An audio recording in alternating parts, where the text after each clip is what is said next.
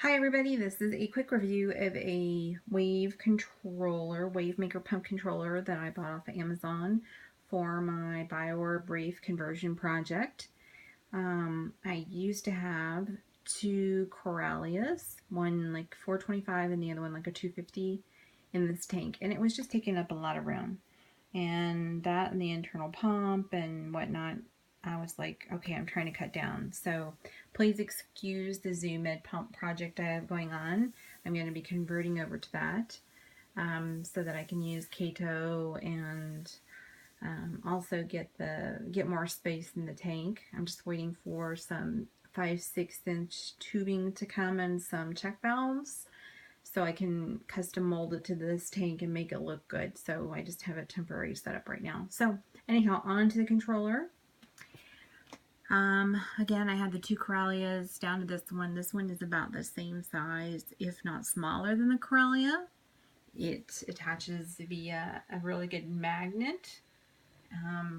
Actually better than the Koralia because that one always would pop out sometimes and fall in the tank and I'd have to figure out where it went.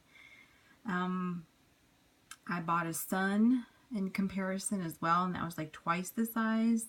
So this has been a great choice for a small nano tank like this. Right now it's on a, I guess the best way to look is to look at the top of the water. This is like just continuous blow at the lowest setting, which is, here's the controller, S3. So it's just a nice easy flow. You can speed up the flow. This is S1, S2,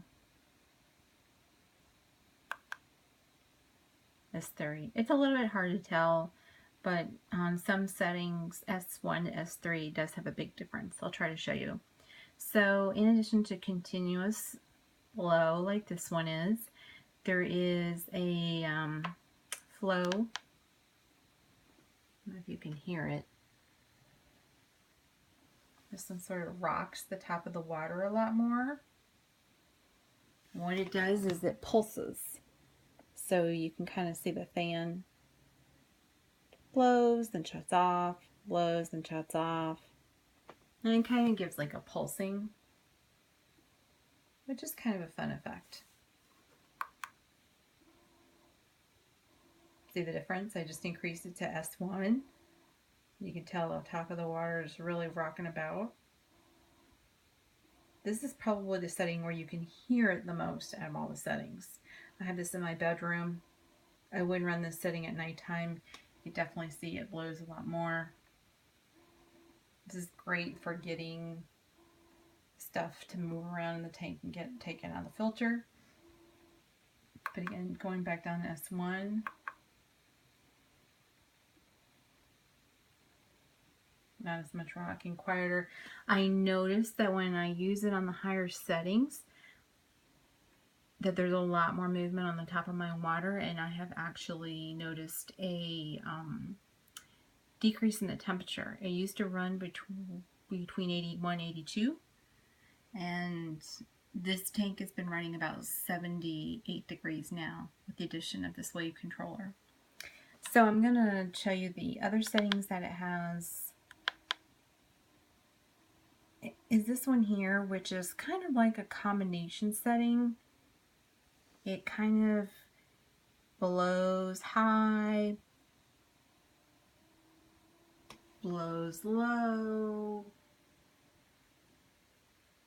almost stops moving, then it blows high again, then stops moving. So it's kind of an interesting setting. And again, you can see there's a lot of stuff blowing around on my rocks.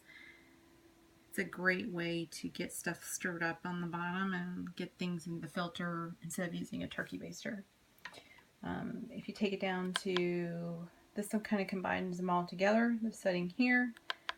These settings, the H1, H3, is just continuously blowing. Continuously blowing, just like if you had a Koralia plugged in.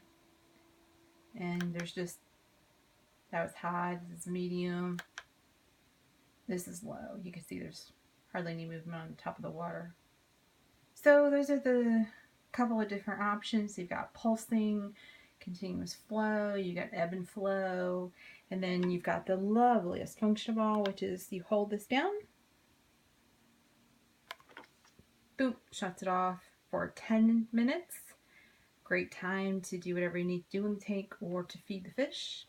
So this is a lovely, lovely option that I love to have, so I don't have to get down and unplug something. All right, I hope that helps somebody, because it's always greater to see it in person than it is to try and read about on the net. So I hope this helps somebody with a nano tank.